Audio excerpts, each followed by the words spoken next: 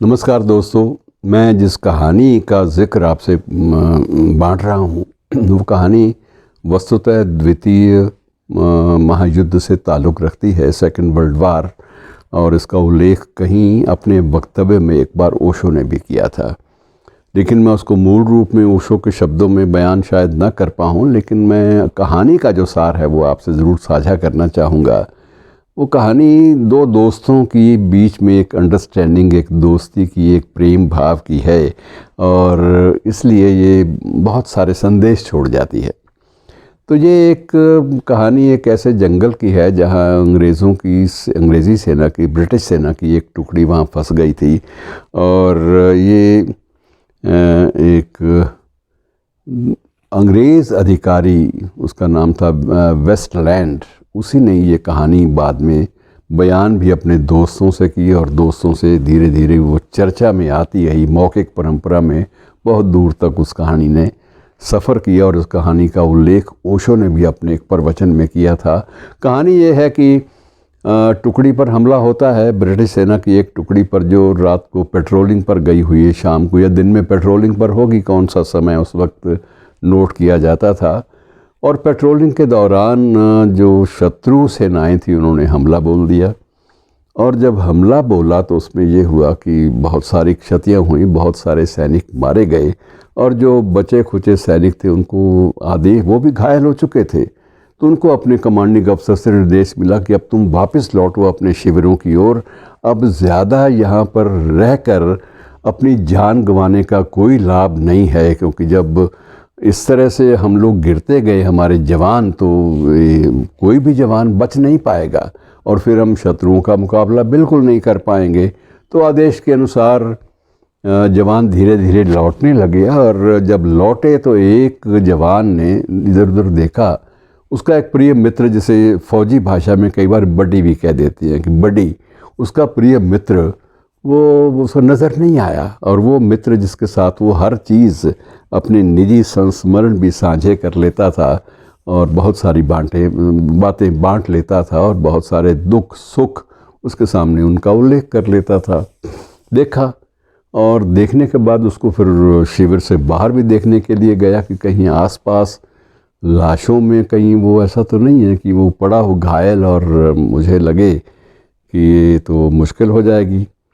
और ढूंढता ढूंढता लाशों के ढेरों में बहुत दूर जंगल में निकल गया, जहाँ असंख्य लाशें पड़ी थी, और कुछ घायल पड़े थे जो कराह रहे थे और अंतिम सांसों पर थे।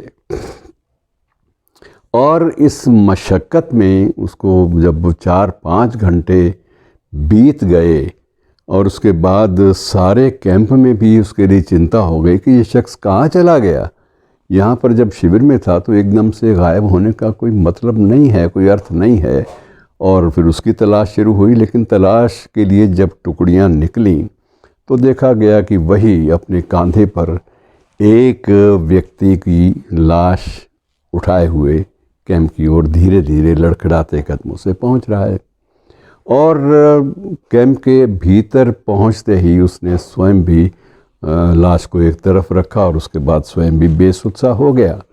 और तब कमांडर ने कहा, मैंने तुम्हें वार्न किया था कि इस वक्त उसे ढूंढने का कोई लाभ नहीं है, क्योंकि वह व्यक्ति अपनी इच्छा शक्ति भी खो चुका था, और इतना घायल हो चुका था कि उसके बचने की कोई उम्मीद थी नहीं। उसको वहाँ छोड़ने के अलावा हमारे पास कोई चारा नहीं था। लेकिन तुम फिर भी एक मृत व्यक्ति के पीछे इतनी तलाश में चले गए, ये बात समझ में नहीं आई। तो उसने कहा, सर बचूंगा तो मैं भी नहीं, लेकिन मैं एक बात आपको बता देता हूँ कि इस तलाश में जो घटना घटी उसका जिक्र मैं ज़रूर करना चाहूँगा। इस तलाश के इस तलाश में जब मैं उस घायल जिस्म के पास जब मैं पहुँचा, तो उस वक्त तक उसमें सांसें भी बाकी थी, और वो बोल भी पा रहा था, और वो उसकी आंखें मेरी ओर लगी हुई थी। और उसने कहा, इतनी ही बात कही कि मुझे मालूम था तुम ज़रूर आओगे।